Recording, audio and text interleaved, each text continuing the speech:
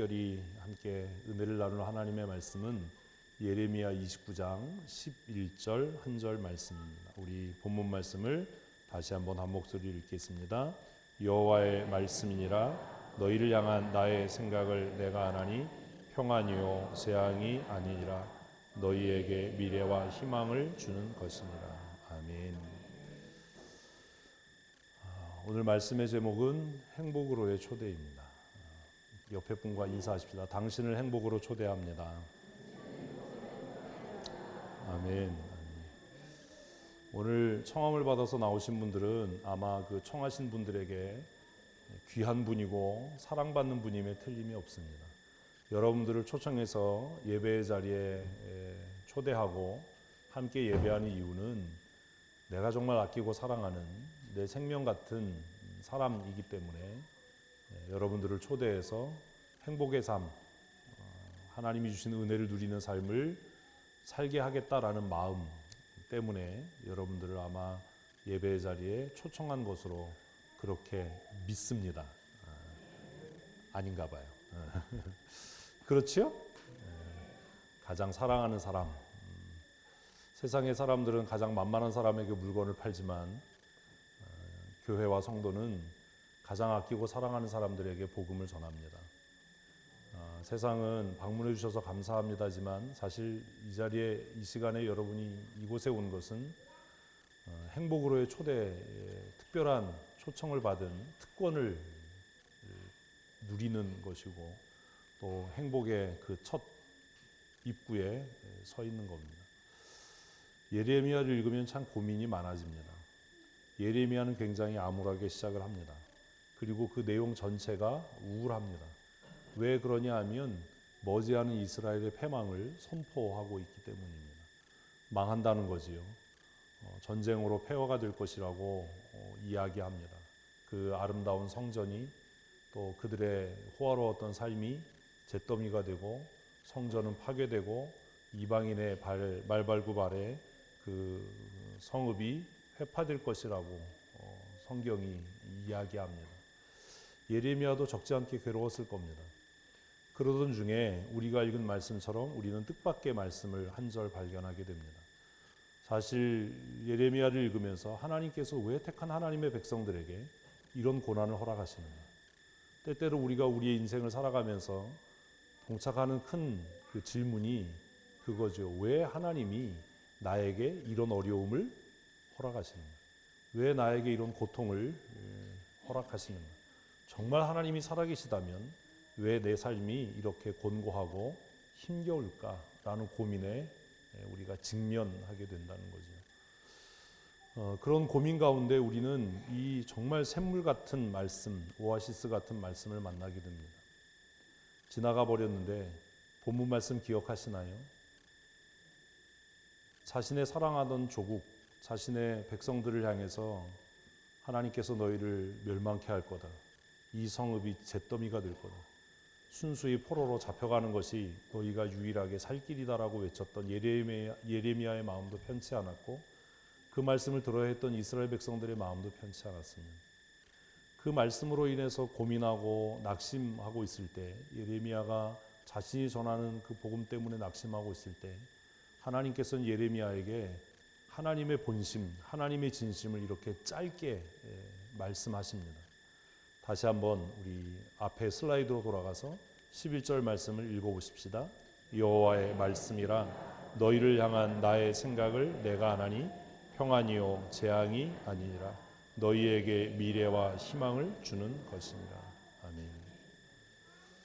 예레미야 전체 내용하고 이 말씀은 안 맞아요. 지금 예레미야는 말씀드린 것처럼 이스라엘을 향해서 뭘 선포하고 있다고요? 멸망이요. 뭐가 없어요? 미래가 없어요. 희망이 없어요. 포로로 잡혀가는 게 어떻게 미래의 희망이 되겠어요? 전쟁에 의해서 그 예루살렘이 불타고 그 성읍이 무너져 내리는 것이 어떻게 평안이고 어떻게 재앙이 아니겠어요? 때로는 우리가 성경을 읽으면서 신앙생활하면서 이런 것들 때문에 고민하게 되는 겁니다. 예수 믿으면 신앙생활하면 형통하고 잘 될 것 같았는데 예수 믿고 나니까 더 어려워지고 힘들어지고 삶이 고단해지는 이유가 뭘까? 선민, 하나님의 택한 백성이면 전쟁에 나가도 승리해야 되고 어떤 일을 만나든지 능히 감당할 수 있어야 되는데 왜 하나님은 이 나라와 이 민족을 향해서 재앙과 심판을 선포하시는가? 그 질문 가운데 예레미야가 고민하고 있을 때 하나님께서 하나님의 본심 그에게 말씀하셨습니다. 너희를 향한 나의 생각을 내가 안다. 너희는 나의 마음을 모르지만 내 생각을 내가 아는데 너희를 향한 내 계획을, 너희를 향한 내 마음의 생각을 내가 아는데 너희를 향한 내 생각은 첫째 뭐요? 평안이고 재앙이 아니라는 겁니다. 두 번째는 뭐예요? 미래와 희망을 주는 것이라는 거예요. 예레미야가 반문했겠죠. 하나님, 전쟁에 의해서 많은 사람들이 죽게 되고 도성이 불타고 성전이 파괴되는 것이 어떻게 평안일 수 있습니까? 포로로 잡혀가고 나라를 잃은 민족으로 살아가는 것이 어떻게 미래와 희망이 될 수 있겠습니까?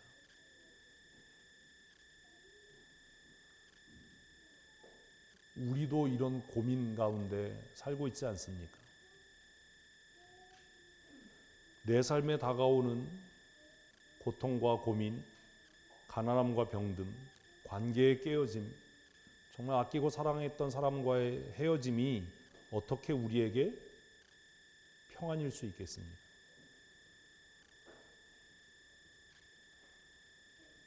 내 몸이 점점 연약해져 가고 병들어서 내 몸 하나를 지탱할 수 없는데 내가 정말 그렇게 의지하고 사랑했던 사람이 연약해져 가고 병들어 가고 그 생명의 등불이 희미하게 꺼져가는 것이 어떻게 미래에 대한 희망이 될 수 있겠습니까?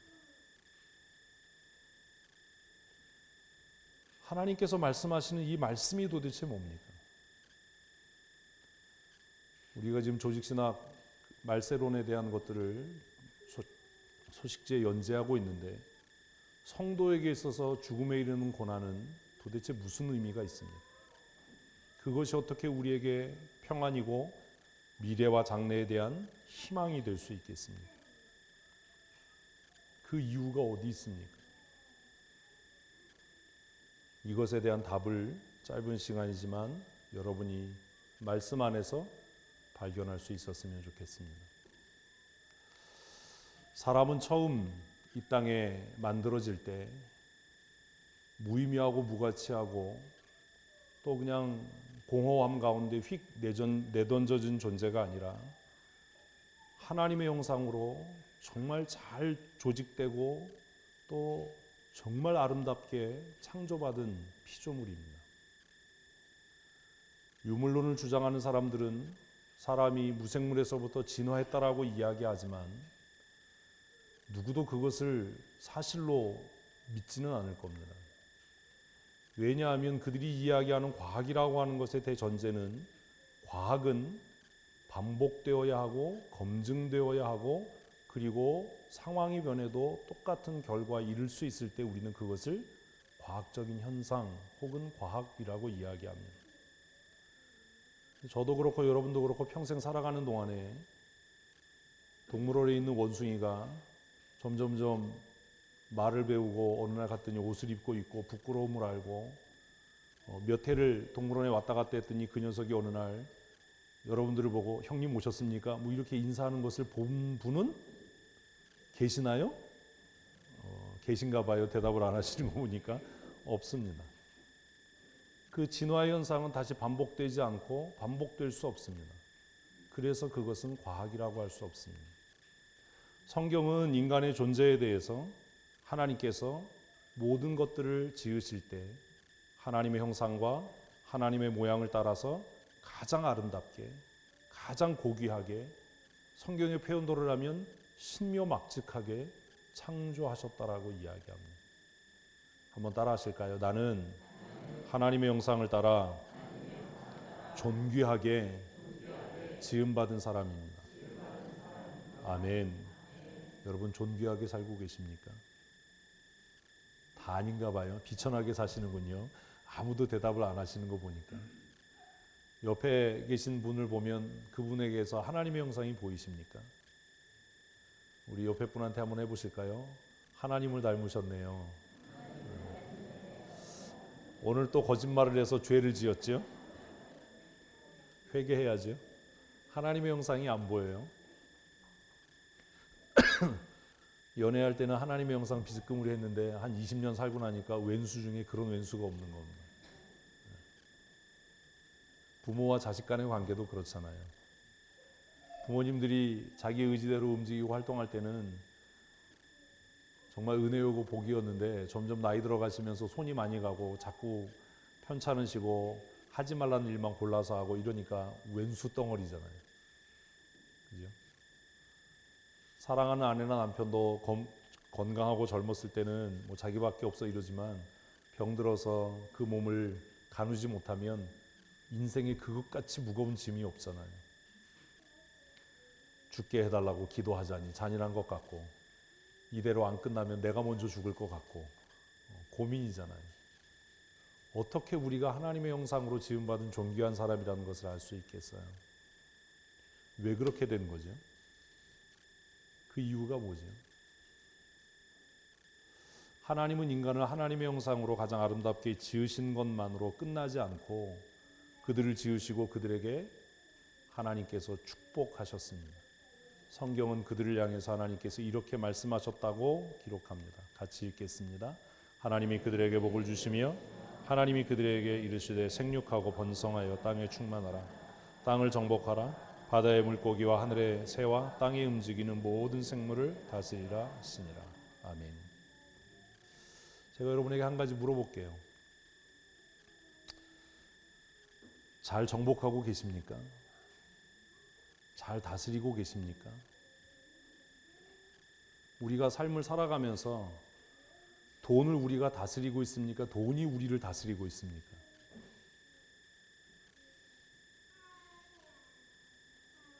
여러분 세상을 능히 감당하십니까? 세상이 감당이 안 되십니까? 세상은 고사하고 내 자신도 내가 감당이 안 되잖아요. 하나님이 분명히 하나님의 형상으로 인간을 만드시고 그들에게 복을 주시되 생육하고 번성해서 땅에 충만하고 땅을 정복하고 그리고 모든 것을 다스리라고 축복하셔서 하나님의 형상으로 지음받은 인간에게는 이런 특권이 이런 권세가 있었던 겁니다. 그런데 지금의 나를 보면 지금 여러분 곁에 앉아있는 그 사람을 보면 별것 아닌 슬픔 하나도 감당이 안 되고 별것 아닌 상황 하나도 감당이 안 돼서 밤잠을 이루지 못하고 고민하고 그것 때문에 신음합니다. 하나님이 주신 은혜와 복은 어디로 간 거죠? 하나님이 사람을 존귀하게 하신 것은 이것만이 아니라 그들을 하나님의 형상으로 지으시고 이렇게 복을 선포하신 이후에 그들을 가장 아름다운 곳에 두셨습니다. 우리는 그곳을 낙원이라고 부릅니다. 에덴의 원래 뜻은 낙원입니다. 낙원. 제가 전도사 사역을 하던 서울에 있었던 교회 옆에도 에덴 다방이 있었어요. 그래서 우리 낙원에 가자. 그럼 어딜 가는 거예요? 에덴 다방에 가서 쌍화차 한잔 마시는 거예요. 근데 그곳에서도 낙원을 맛볼 수는 없죠. 하나님께서 하나님의 형상과 모양을 따라 가장 존귀하게 인간을 만드시고 그들에게 엄청난 복을 선포하신 이후에 그들의 삶에 부족함이 없도록 낙원을 지으셨습니다. 여호와 하나님이 동방에 에덴 동산을 창설하시고 그 지으신 사람을 거기에 두셨는데 그곳에는 때를 따라 먹기에 적당한 나무 열매들이 풍성해서 노동하지 않아도 경쟁하지 않아도 수고하지 않아도 애쓰고 고민하지 않아도 그들이 영생할 수 있는 그런 복된 낙원을 하나님께서 그들을 위해 준비하시고 그들을 그곳에 두셨습니다. 여기까지였다면 인간은 더할 나위 없이 복된 존재이고 행복으로의 초대, 이런 건 필요도 없는 그런 삶을 사는 존재였을 겁니다. 그러나 창세기 3장에 보면 그 에덴 동산에 하나님께서 지으신 동물 가운데 가장 지혜롭고 가장 영특했던 뱀에게 사단이 들어가서 아담과 하와를 유혹합니다. 여러분, 지혜로운 게 별로 좋은 건 아닌 것 같아요. 우리는 아이들을 기를 때 지혜 있게 기르려고 막 애쓰는데 성경을 보면 지혜로운 것보다 분별력 있는 게 더 귀한 일입니다. 지혜로운 것과 분별력 있는 게 이게 구분이 잘 안 되는 분이 계시면 그분은 분별력이 없는 거예요. 분별력 있는 하나님의 사람들이 되셨으면 좋겠습니다. 성경은 뱀에 대해서 가장 간교했다라고 이야기하는데 그 간교하다라는 말의 원어의 뜻은 지혜롭다라는 말입니다. 지금도 사람들을 보면 지혜로운 사람들이, 이렇게 머리 회전이 빠른 사람들이 악한 일에 앞장서는 것을 우리는 어렵지 않게 봅니다. 자기가 생각하는 것을 다른 사람이 미처 생각하지 못하는 것처럼 자기 잔꾀에 넘어가는 그런 어리석음을 범하는 사람들이 많지요. 하나님이 지으신 피조물 가운데 뱀이 가장 지혜로웠는데 그 뱀에게 사단이 들어가서 그가 아담과 하와를 실족하게 합니다. 하나님의 권위에 도전하게 하고 범죄케 해서 결국 아담과 하와가 하나님께서 정말 존귀하게 지으신 그들의 지위, 그들에게 선포하셨던 은혜와 복, 또 그들의 삶에 가장 필요한 것들을 가득 채우신 낙원에서 추방당하는 그런 불행을 맞이하게 됩니다. 예수 믿지 않는 사람들도 잘 아는 선악을 아는 나무의 열매를 따먹게 된 것이지요. 선악을 아는 나무 열매를 따먹은 것은 하나님의 권위에 도전하는 것이고 하나님 없이 내 힘으로 살겠다라고 하는 의지의 표명입니다. 지금도 이 아담의 후예로 살아가는 많은 사람들은 하나님 없이 내 수고와 내 노력으로 낙원을 만들려고 하고 부족함이 없는 삶을 살려고 노력하고 행복한 삶을 살려고 노력하지만 여러분 이제 어느 정도 살아보셨잖아요. 저도 이제 50대 중반인데 우리나라 나이로 하면 이제 50대 후반에 접어들지요. 어디에도 참된 행복과 만족은 없다라는 것. 춘천 시내에 요즘에 부쩍 그 수입 자동차가 늘었습니다. 수입 자동차 타면 며칠이나 행복하지요? 제가 우리 집에 처음 산 차가 포니였어요. 포니는 이렇게 본넷 열면 아무것도 없어요. 아무것도 없는 차가 좋은 이유가 뭔지 아세요? 고장 날 게 없어요. 아무것도 없으니까. 그땐 참 만족하고 행복했어요. 그 이후에 제가 제 소유의 자가용을 가진 게 티코였어요. 그때 참 행복했어요. 물론 새 차는 아니었지만. 근데 시간이 지나가면 그 행복은 얼마 안 가요. 춘천에도 새로운 아파트들이 계속 들어섭니다. 새 아파트 들어가면 며칠이나 행복하죠. 며칠이나 만족이 있죠. 내가 정말 원하고 사모하고 사랑했던 사람과 결혼하면 며칠이나 행복하죠. 거기에 참된 만족이 있나요? 직장에서 경쟁에서 이기면 다른 사람보다 더 넓은 점포를 가지면 내 소유의 점포 1호점, 2호점, 3호점을 가지면 내 연간 매출이 1억, 2억, 3억 늘어가면 거기에 만족이 있나요? 더 많은 권력을 가지면 정말 인간은 행복할까요? 아니라는 것을 우리는 매일 저녁 9시 뉴스를 통해서 다시 확인합니다. 아닌 거죠. 그럴 수가 없는 거예요. 왜 그런지 아십니까? 하나님을 떠난 인생은 절대로 만족할 수 없고 행복할 수 없어요. 왜냐하면 우리 안에 있는 그 공허한 영적인 공허함이 세상의 물질적인 것이나 권력이나 분주함으로 채워질 수 없기 때문입니다. 현대인의 특징이 뭔지 아세요? 바빠요. 무지하게 바빠요. 그런데 뭐는 없어요? 행복과 만족은 없어요. 주일에 예배에 나오지 못할 만큼 바쁘고, 주일에 예배에도 제 시간에 맞춰서 나오지 못할 만큼 바쁘고, 그리고 그 예배에 와서도 집중하지 못할 만큼 몸은 피곤해요. 어제 몇 시에 주무셨어요? 그 시간까지 뭐 하셨나요? 너무 바쁘게 살지 않나요? 저도 지난 일주일 돌아보면 별로 한 것 없는데 날마다 무슨 말을 제일 많이 할까요? 아, 바빠. 할 게 많아. 그러다 보면 또 밤이에요. 새벽에 일어나서 새벽 기도하고 또 아유 바빠. 할 게 많아. 그러다 보면 또 밤이에요. 그렇게 한 주간을 보내요. 한 살 한 살 나이를 먹어가요. 그렇게 바쁘게 사는데, 치열하게 사는데 뭐는 없어요? 만족은 없어요. 늘 피곤하지만 이루어 놓은 건 아무것도 없어요. 이 시대가 얼마나 피곤한 시대냐 하면 백수들이 과로로 죽는다잖아요. 아니 백수가 뭐가 바빠서 과로로 죽겠어요. 직장 다닐 때는 직장 생활해야 되고 신앙생활해야 되고 가정 돌봐야 돼서 바쁘다. 은퇴하고 나서 백수인데 여전히 피곤하고 여전히 바쁘고 여전히 분주해요. 여러분 왜 그런지 아세요? 모르세요? 내면의 공허함을 감추기 위해서 스스로 바빠지는 겁니다.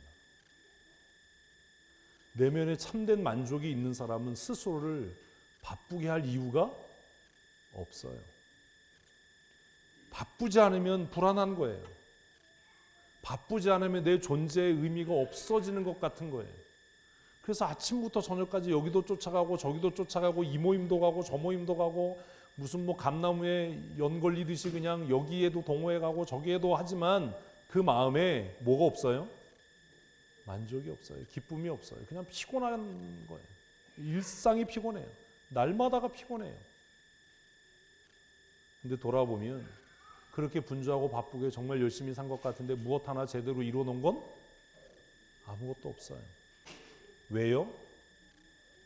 하나님을 떠나 살기 때문입니다. 교회에 출석하는 성도 여러분들도 마찬가지입니다. 교회에 출석한다고 해서 우리가 그리스도 안에 있다라는 증거는 되지 못합니다. 교회 안에 있든 교회 밖에 있든 인간에게 찾아온 이 불행은 무엇을 통해서요? 그리스도를 만나는 것을 통해서 해결됩니다. 왜 사람들이 바쁘게 사느냐? 어떤 사람은 우스갯소리로 그래요. 바쁘게 살아서 자기가 죽는다는 것을 잊고 싶다는 겁니다. 1년치, 10년치 계획을 막 세워서 뭐 하지 않을 것처럼 10년 뒤에도 살아있을 것처럼 20년 뒤에도 내가 살아있을 것처럼. 그런데 하나님을 떠난 인간에게 찾아온 가장 큰 불행을 창세기 3장 19절은 이렇게 말합니다. 같이 읽겠습니다. 내가 흙으로 돌아갈 때까지 얼굴에 땀을 흘려야 먹을 것을 먹으리니 내가 그것에서 취함을 입었습니다. 너는 흙이니 흙으로 돌아갈 것이니라 했습니다. 하나님을 떠난 인생은 평생 어떻게 살아요? 바쁘게 살아요. 바쁘게 살아요. 교회에서도 성도들을 보면 진득하게 앉아서 교제를 못해요. 뭘 먹다가도 일어나요. 빨리 가자는 거예요. 아니 이 시간에 빨리 가서 뭐 하려고 그러지? 하나님을 떠난 인생은 자신의 삶에 뭐가 없으니까, 만족이 없으니까, 자기 존재와 자기 자신에 대한 신뢰가 없으니까 늘 바쁘고 분주함을 추구하며 살지만 결국 어디로 돌아가요? 흙으로 돌아가요. 그 사람 묘비에 그렇게 써야 돼요. 바쁘게 살았는데 실속 없이 죽었다. 얼마나 비극이에요. 인생에게 찾아온 이 비극은 너무 바빠서 예배하지 못하는 겁니다. 전도해보면 사람들이 뭐라 그러죠? 바빠서 교회 못 나간대요. 그럼 저는 그래요, 대놓고. 바빠도 죽을 시간은 있을 거리요. 아무리 바빠도 죽음은 피해가지 못할 겁니다. 전도하면 다 아유, 먹고 살기 바빠서요. 제가 교회는 가고 싶은데 못 가요. 제가 이것저것 할 일이 많아서 교회 가야 한다는 건 아는데, 예수 믿어야 한다는 건 아는데 그렇게 못합니다 라고 이야기하는 사람들을 어렵지 않게 만날 수 있습니다. 그러나 그 바쁨의 원인이 무엇인지를 생각해 보면 우리는 그 어리석음에서 좀 더 쉽게 벗어날 수 있을 겁니다. 사단은 그리스도를 떠난 사람들에게 늘 너는 바쁜 사람이야 라는 거짓말로 우리를 속여요. 그래서 때로는 이 예배하는 시간이 아깝다라는 생각이 들게 해요. 지난 주간에 집 모임 잘하셨나요? 소그룹 모임이 왜 안 되는지 아십니까? 사단은 우리의 마음속에 그렇게 모여서 성도들이 함께 기도하고 신앙에 대해서 삶을 나누는 것을 가치 없고 아까운 일이라고 속이는 거예요. 그렇다고 그 시간에 우리가 정말 가치 있는 일을 하는 것도 아니잖아요. 제가 1월 한 달 한복을 입는데 1월 한 달 주일 오전에 한복 입을 때마다 독립운동 해야 될 것 같아요. 태극기 들고 나가서 3.1운동 100주년, 올해가 100주년인데 우리 3월 첫째 주에는 다 한복 입고 올까요? 예배 전에 그냥 독립만세를 한번 외치고 예배를 할까요?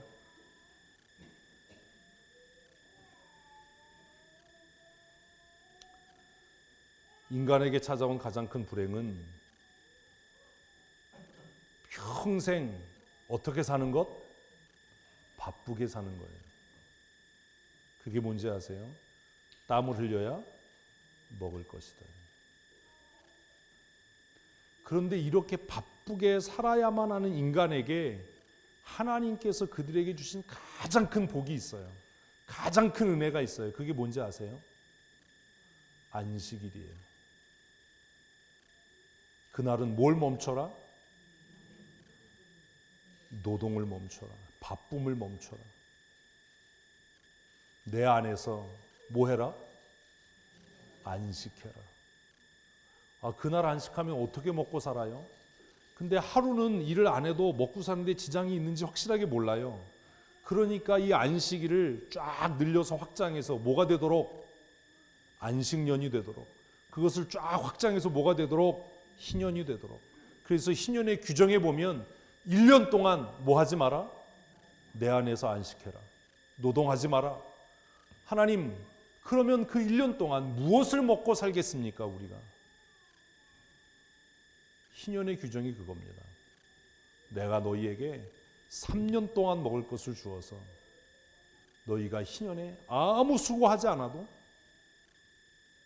내가 너희를 풍족히 먹게 하겠다.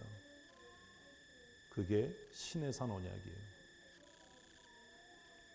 주일에도 안식하지 못하는 인생은 가장 저주스러운 인생을 사는 겁니다. 주일에 이 안식의 자리에 나와서도 예배에 집중하지 못하는 것은 내가 지금 잘못 살고 있다라는 증거입니다. 이 예배는, 주일의 예배는 그래서 매주마다 무엇으로의 초대? 행복으로의 초대예요.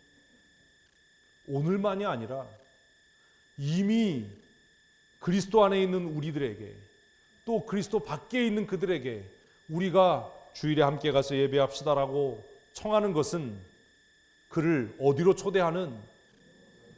안식으로 초대하는, 삶의 행복으로 초대하는 가장 위대한 초청인 줄로 믿습니다. 쉼이 없는 인생은 가장 불행한 거예요. 여러분, 자동차에 수만 가지의 부품이 들어가는데 가장 중요한 부품을 뭐라고 생각하세요? 브레이크예요. 브레이크 없으면 어떻게 되죠? 돌아가셔요. 아무리 잘 달리면 뭐합니까? 아무리 빨리 달리면 뭐합니까? 뭐하지 못하면, 멈추지 못하면. 제가 가끔 이런 얘기하면 안 되는데 막 운전하다 졸리고 이러면 고속도로에서 앞에 아무것도 없을 때, 여기서 말하는 아무것도란 뭘 포함한? 카메라를 포함한 한 번씩 이렇게 쫙 달려요. 그렇게 달릴 수 있는 건 뭘 믿기 때문이에요? 내 차의 브레이크를 믿기 때문이에요. 제 자동차의 브레이크는 제가 손봐요. 브레이크 패드를 제가 사서 브레이크 상태를 보고 제가 갈아요. 그래서 믿어요. 믿을 수 있어요. 어떻게 밟으면 내 차가 어떻게 반응할 거다라는 거예요. 인생에도 중요한 게 뭐냐면 얼마나 빠르게 질주하느냐가 아니라 뭐 할 수 있느냐? 멈추어 설 수 있는 거예요. 그것을 성경은 뭐라고요? 안식이라고 말하는 거예요. 안식. 주 안에서의 안식. 그래서 율법의 가장 중요한 법은 무엇을 지키는 것? 안식을 지키는 거예요. 매 주일 예배가 여러분에게 안식이 되었으면 좋겠습니다. 이 예배를 통해서 지난 한 주간을 멈추어 돌아보고 앞으로 나의 인생의 남은 날들을 계수하고 계획하고 내다볼 수 있는 분별력과 통찰력을 얻을 수 있었으면 좋겠습니다. 그리고 하나님께서 인간에게 가장 큰 선물로 주신 안식은 죽음입니다. 죽음은 저주나 재앙이 아닙니다. 그리스도 안에 있는 성도들에게 죽음은 하나님의 나라, 영원한 행복으로의 초대입니다. 그래서 성도는 죽음 앞에 두려워하지도 슬퍼하지도 말아야 하는 겁니다. 죽음 앞에 두려워하거나 슬퍼한다는 것은 그 죽은 사람이 하나님의 나라에 가지 않았다라는 확신을 갖고 있기 때문이에요. 이 세상의 수고와 이 세상의 슬픔을 멈추고 영원한 하나님의 나라의 안식에 내 사랑하는 사람이, 내 사랑하는 자녀가, 내 사랑하는 친구가 그 안식에 들어갔다는 것을 믿어 의심치 않는다면 그 헤어짐은 잠시 마음 아플 수 있을지 모르지만 그것이 우리의 삶을 파괴하는 큰 슬픔과 고통은 되지 못할 겁니다. 그래서 사도 바울은 고린도 교회 성도들에게 사망아 너의 이기는 것이 어디에 있느냐? 너의 쏘는 것이 무엇이냐라고 물었던 겁니다. 하나님께서 우리의 삶에 가장 큰 고난처럼 보이는 수고로움과 죽음을 선사하신 그것은 결국 오늘 예레미야 본문 말씀의 해석이 되는 거죠. 다시 한번 우리 본문 말씀을 읽어보십시다. 여호와의 말씀이라 너희를 향한 나의 생각을 내가 하나니 평안 재앙이 아니라 너희에게 미래와 희망을 주는 것이니. 아멘. 왜 하나님께서 우리의 삶에 고난을 주셔요? 멈춰서도록 하기 위해서요. 왜 우리의 삶에 고통을 주셔요? 멈춰서도록 하기 위해서요. 방향을 잃고 질주하는 내 인생을 멈춰 세워서 하나님의 안식을 바라볼 수 있도록 하기 위함입니다. 이게 깨달아지지 않으면 이유 없는 슬픔과 이유 없는 분노로 자신의 인생을 탕진하게 되는 겁니다. 왜 하나님의 백성 이스라엘에게 하나님께서 고난을 허락하셨습니까? 왜 예루살렘은 회파되어야 되고 예루살렘 도성은 불타야 되고 성벽은 무너지고 성전은 파괴되어야 합니까? 뭐 하도록? 그들의 범죄를 멈춰서서 회개하고 돌아오게 하기 위함입니다. 하나님께서 때때로 우리의 삶에 고난을 허락하시고 사랑하는 사람들의 죽음을 통해서 우리에게 하시고자 하시는 말씀은 뭐 하라는 거예요? 죄로 질주하는 너의 인생을 멈춰서라는 거예요. 그리고 뭐 하라고요? 돌아서서 회개하라는 겁니다. 그러나 우리는 아둔하고 미련해서 그것조차도 깨닫지 못합니다. 그저 바쁘다 바빠를 외치면서 죽음을 향해 돌진하는 거예요. 사랑하는 성도 여러분, 오늘 예배를 통해 여러분의 인생을 멈춰 설 수 있는 은혜를 하나님이 주셨으면 좋겠습니다. 새벽 기도를 마치고 서재에 올라가서 이런저런 생각을 했습니다. 어제도 오늘 예배를 생각하면서 쉽게 잠이 들지 못했습니다. 새벽 1시쯤 돼서 아마 잠이 든 것 같고, 그리고 새벽 기도 마치고 8시 넘어서까지 서재에서 이런저런 생각을 하다가 집에 내려갔습니다. 어떻게 살아가야 할까? 어떻게 하나님의 교회를 거룩하게 세워가야 하는가? 성도들을 어떻게 말씀으로 양육해 가야 하는가? 오늘 예배에 나온 사람들에게 하나님의 나라와 하나님의 은혜를 어떻게 전해야 할까? 사실 뭐 딱히 하는 일은 없었어요. 책상에 그냥 멍청하게 앉아 있는 겁니다. 결론은 하나입니다.